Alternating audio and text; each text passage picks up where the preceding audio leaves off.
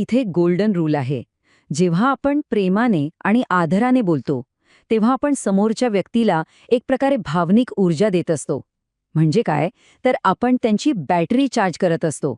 आणि हे फक्त चांगलं वागणं नाहीये, तर हा ऊर्जेचा योग्य वापर आहे. हे इतकं साधं आणि सोपं आहे. आपल्या बोलण्यातून आपण समोरच्याची एनर्जी वाढवू शकतो किंवा कमी करू शकतो. आणि जेव्हा आपण गोड बोलतो तेव्हा नातं आपोआपच मजबूत होतं. पण आता प्रश्न हा आहे की हे रोजच्या धावपळीत करायचं कसं? हे सगळं लक्षात कसं ठेवायचं, बरोबर? त्यासाठी एक खूप सोपी पण जबरदस्त टेक्निक आहे. आपण त्याला हृदयाची चाळणी म्हणूया. फक्त 3 सोप्या स्टेप्स आहेत. पहिलं, काहीही बोलण्याआधी फक्त 1 सेकंद थांबा. एक पॉज घ्या.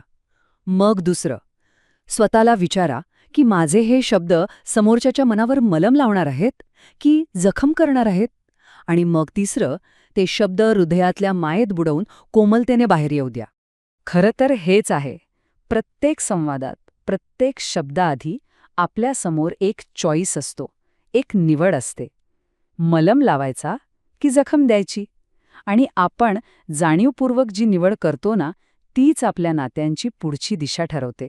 चला तर मग, आजची ही चर्चा एका प्रश्नाने संपवूया. विचार करा, आज दिवसभरात आपण जे शब्द वापरणार आहोत, ते कोणाची ऊर्जा वाढवणार आहेत? कोणाची बॅटरी चार्ज करणार आहेत?